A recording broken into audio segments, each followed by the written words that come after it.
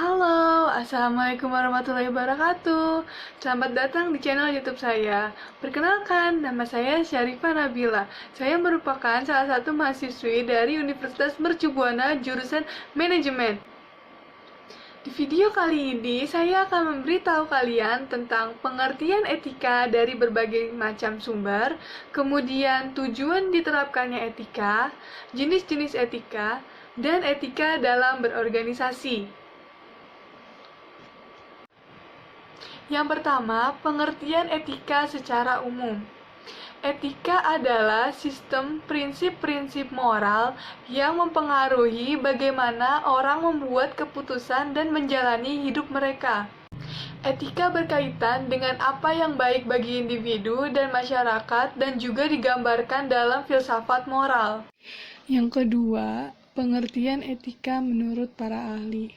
Yang pertama, ada dari James J. Spillane, S.J.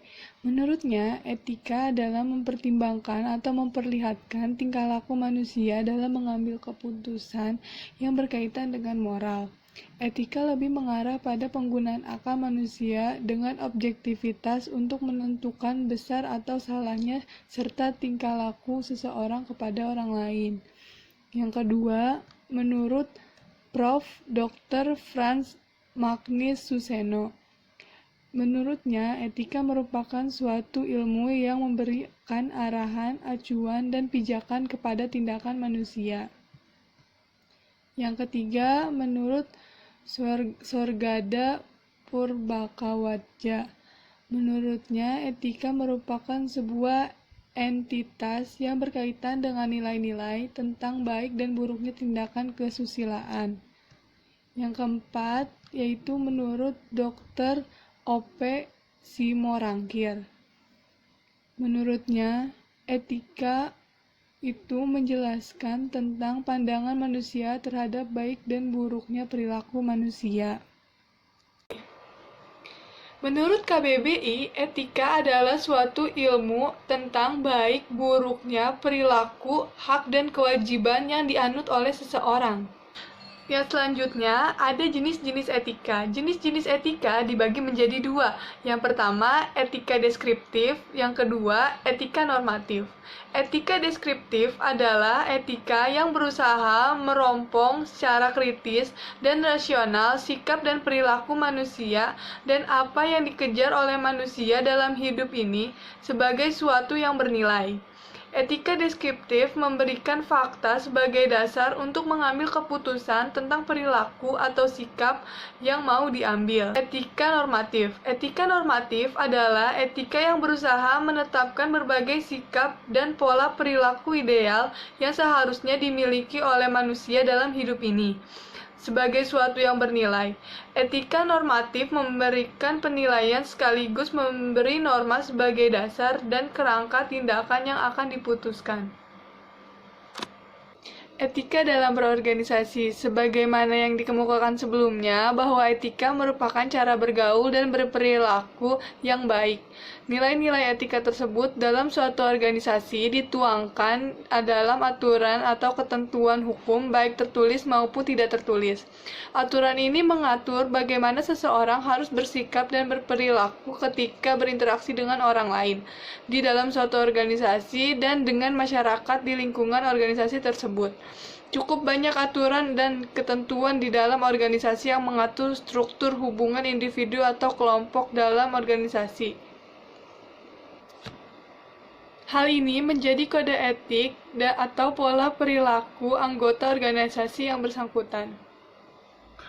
Kemudian ada konsep etika dalam berorganisasi. Konsep etika dalam berorganisasi itu ada dua. Yang pertama, konsep birokrasi, dan yang kedua adalah konsep manajemen organisasi. Konsep birokrasi yaitu adalah konsep nilai-nilai yang berlaku dalam suatu organisasi. Secara konsep itulah yang dikembangkan sejak munculnya teori tentang organisasi. Salah satu teori klasik tentang organisasi yang cukup dikenal dan sangat berpengaruh terhadap perkembangan organisasi adalah birokrasi. Menurut teori ini, ciri-ciri organisasi yang ideal sekaligus menjadi nilai-nilai perilaku yang harus dianut oleh setiap anggota organisasi adalah yang pertama, adanya pembagian kerja.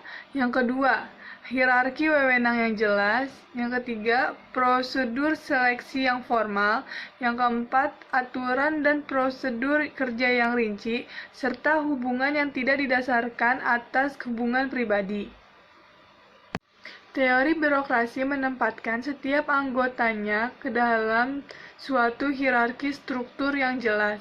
Setiap pekerjaan harus diselesaikan berdasarkan prosedur dan aturan kerja yang telah ditetapkan, dan setiap orang terikat secara ketat dengan aturan-aturan tersebut. Selain itu, hubungan individu dalam organisasi dengan lingkungan di dalam organisasi hanya dibatasi dengan hubungan pekerjaan, sesuai tugas dan tanggung jawab masing-masing. Kedua, ada teori manajemen organisasi. Berbeda dengan teori birokrasi, terdapat teori lain yang mengidentifikasi prinsip-prinsip manajemen organisasi. Prinsip-prinsip ini cukup banyak diadopsi oleh para pimpinan organisasi, baik publik maupun swasta. Prinsip-prinsip ini bahkan dikemukakan juga dalam organisasi yang dikelola secara birokratis.